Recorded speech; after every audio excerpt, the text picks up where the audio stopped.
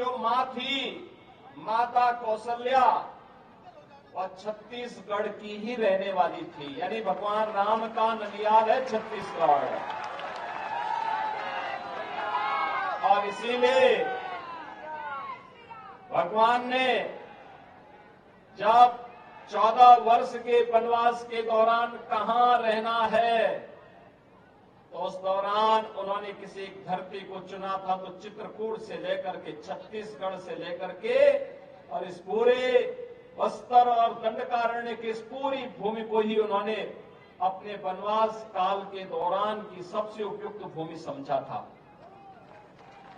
भाइयों बहनों, हजारों वर्षों की विरासत आपके साथ में है और प्रभु की ही कृपा है कि प्राकृतिक संसाधनों से भरपूर ये क्षेत्र एक और आपके संघर्ष की गाथा को, आपके पूर्वजों के संघर्ष की गाथा को हम सबके सामने प्रस्तुत करती है।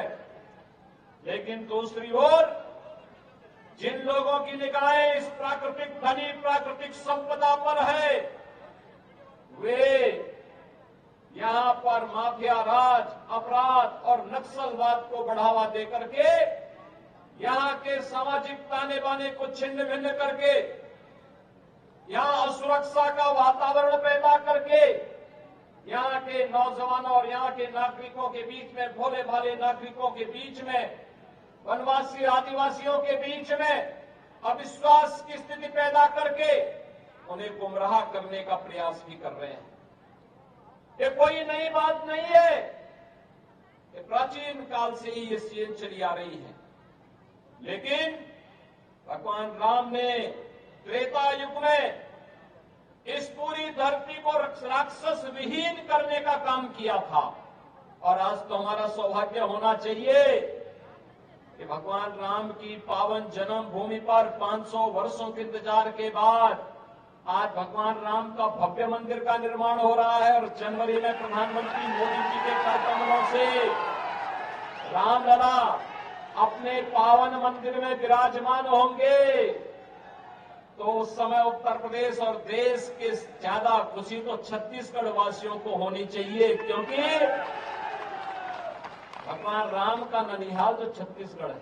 कल ही आपने देखा होगा एक नया घोटाला आया है महादेव ऐप का। आप जानते हैं ना, इसके नाम पे कहते हैं कि छत्तीसगढ़ सरकार के नजदीकी लोगों ने यहां के लाखों गरीबों का पैसा इस ऐप के नाम पे ठग दिया है, ऐंठ लिया है। और तब भी बेचारा लगभग 550 करोड़ रुपए से अधिक की राशि है ये। और ये सरकार तो एक नया रिकॉर्ड बना रही है, और रिकॉर्ड किस रूप में बना रही है। आपने बिहार में सुना होगा, लालू जी के समय में एक चारा घोटाला हुआ था।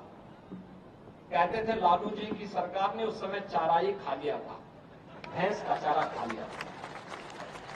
और उससे भी 2 कदम आगे जाकर के कांग्रेस की सरकार तो गोबर भी खाने का काम करती है। गोबर का ही घोटाला हो गया। भाइयों बहनों, ये कहां तक, यहां पे खनन घोटाला, यहां पे कोयला घोटाला, यहां पे भू घोटाला, यहां पे युवाओं को मिलने वाली पब्लिक सर्विस कमीशन की वहां घोटाला, यहां पे हर घोटाला पे घोटाला घोटाला कांग्रेस की सरकार का संस्कार बन चुका है। और भाइयों बहनों, इस संस्कार से उभारने के लिए ही एक बार छत्तीसगढ़ में फिर से डबल इंजन की सरकार चाहिए।